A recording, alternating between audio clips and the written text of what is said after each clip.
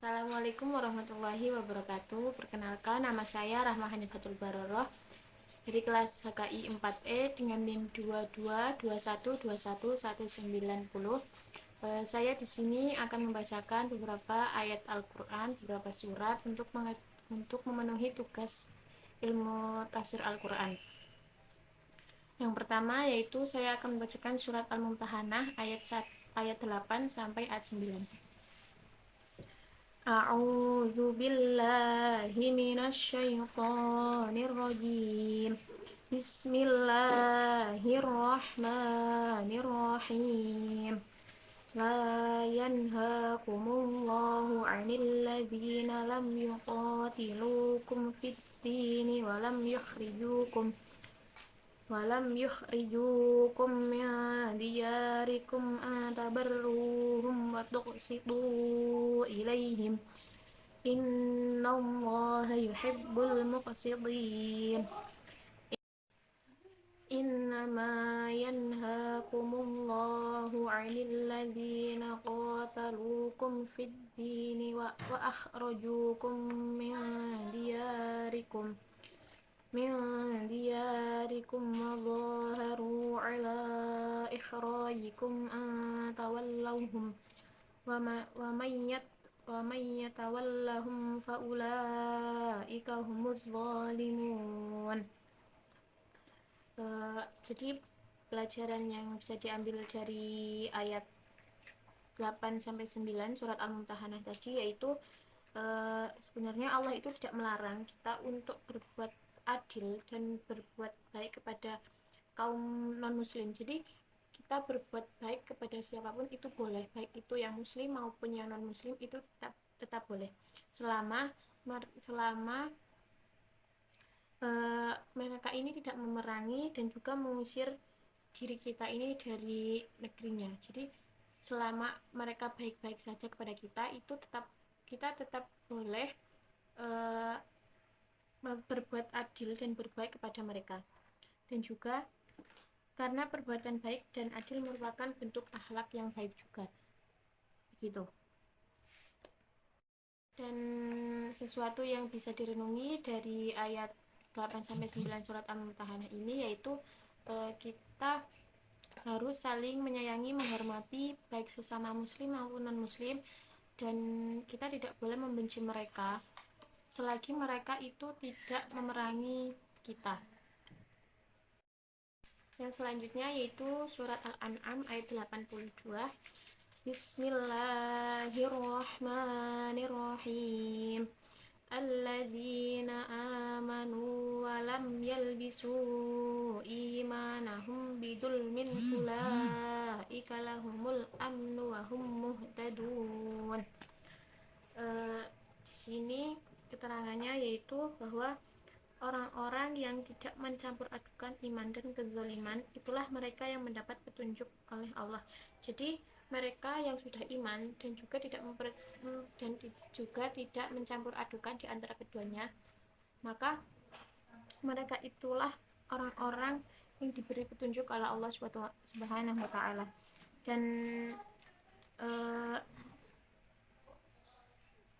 ayat ini memberikan dapat direnungi yaitu jadi kita sebagai umat Islam itu jangan, kalau sudah beriman ya sudah, jangan zalim kepada Allah, karena kalau kita sudah beriman tetapi zalim kepada Allah, maka kita tidak akan mendapatkan petunjuk darinya. Yang selanjutnya yaitu surat Al-Hajj ayat 37. Bismillahirrahmanirrahim. La yanalallahu luhumuha wala dima'uha walakin yanaluhu taqwa minkum kadzalika sakhkharaha lakum litukabbirullaha ala ma hadakum wa basyiril muhsinin. Jadi kandungan dari ayat 37 surat Al-Hajj tadi yaitu dimana orang yang berkurban itu tidak bisa dianggap takwa kepada Allah hanya dengan berkurban saja, yaitu dengan membakar daging itu dan asapnya sampai ke langit. Kemudian tetapi yang sesungguhnya, yaitu mereka yang memotong dan membagikan daging kurban kemudian dibagikan kepada orang miskin dan mereka berkurban semata-mata hanya karena Allah. Dan Allah memudahkan kita atas apa yang diberikannya dengan petunjuk Allah agar kita mengagungkannya dan bisa memberikan kegembiraan bagi orang-orang yang berbuat baik.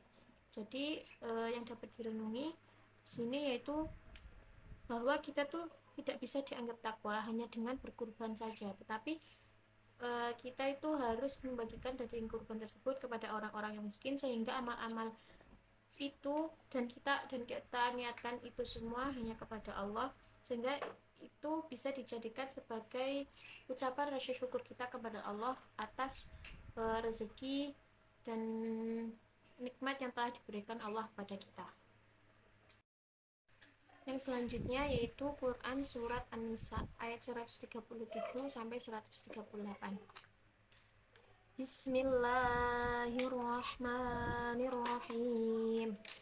Innalladzina amanu thumma kafaru thumma amanu thumma kafaru thumma isdadu kufran lam yakunillahu liyaghfira lahum wala liyahdiyahum sabila. Basyiril munafiqina bi anna lahum 'adzaban alima. Kandungan dari surat An-Nisa ayat 137 sampai 138 yaitu diperintahkan untuk mempertahankan iman seseorang, jangan sampai bolak-balik iman kemudian kufur.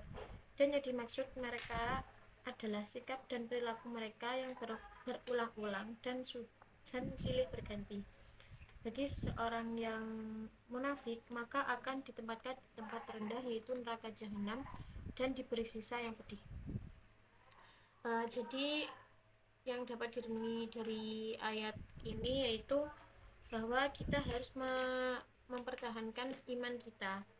Jangan sampai kita itu iman kemudian kufur lagi, karena